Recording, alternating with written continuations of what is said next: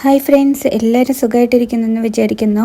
ഇന്ന് വന്നിട്ടുള്ളത് നമുക്ക് ഇഡ്ലിയുടെയും ദോശയുടെ ഒപ്പം കൂടെ കഴിക്കാനായിട്ട് ഒരു മധുരൈ സ്റ്റൈൽ തണ്ണി ചട്നി ആയിട്ടാണ് വന്നിരിക്കുന്നത്. അതും തേങ്ങയില്ലാതെ. ചിലപ്പോൾ രാവിലെയൊക്കെ എണീക്കുമ്പോൾ തേങ്ങ ചിലവ് ഇതൊന്നും ഉണ്ടാവില്ലല്ലോ.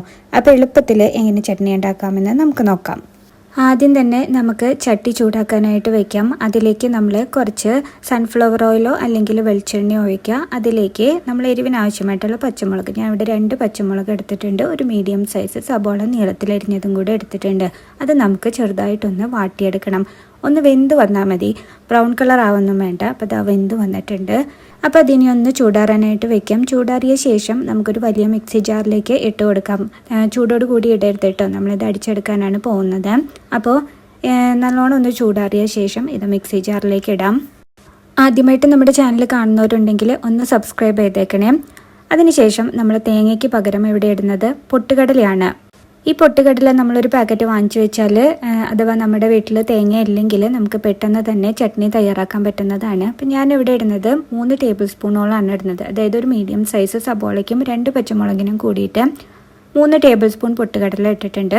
അതാദ്യം നമുക്കൊന്ന് അരച്ചെടുക്കണം. വെള്ളം ചേർക്കാതെ നമ്മൾ അരച്ചെടുത്തിട്ടുണ്ട്. അതിന് ശേഷം നമ്മൾ കുറച്ച് വെള്ളം ചേർത്തിട്ട് ഒന്നുകൂടെ ഒന്ന് അടിച്ചെടുക്കണം. അപ്പോൾ അത് എങ്ങനെയാണ് നിങ്ങളുടെ കണക്കിനനുസരിച്ചിട്ട് മിക്സിയിൽ എങ്ങനെ അരയണതിനനുസരിച്ചിട്ട് അടിച്ചെടുക്കുക. ആദ്യം തന്നെ ഒരുപാട് വെള്ളം ഒഴിച്ചാൽ ചിലപ്പോൾ ഇത് മുഴുവനായിട്ട് അരിഞ്ഞ് കിട്ടിയെന്ന് വരില്ല. അപ്പോൾ ഞാൻ ഇതേപോലെ കുറേശ്ശെയായിട്ട് വെള്ളം ചേർത്ത് അരച്ചെടുത്തിട്ടുണ്ട്. ഇനി നമുക്കിതൊന്ന് താളിച്ചിടാണ് വേണ്ടത്. അപ്പോൾ അതിന് വേണ്ടിയിട്ട് ഞാൻ ഒരു ചട്ടിയിൽ എണ്ണ ചൂടാക്കിയിട്ടുണ്ട്.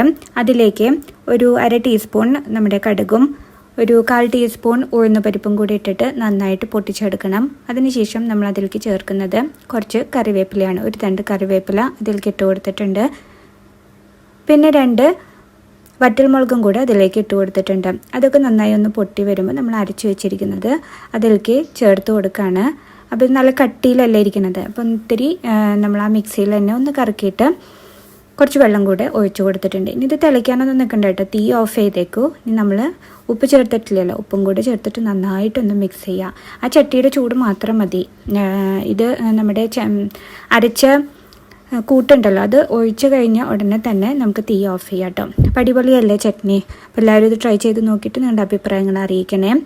അതേപോലെ വീഡിയോ ഇഷ്ടമായാൽ ലൈക്ക് ചെയ്യാനും ഷെയർ ചെയ്യാനും മറക്കരുത്.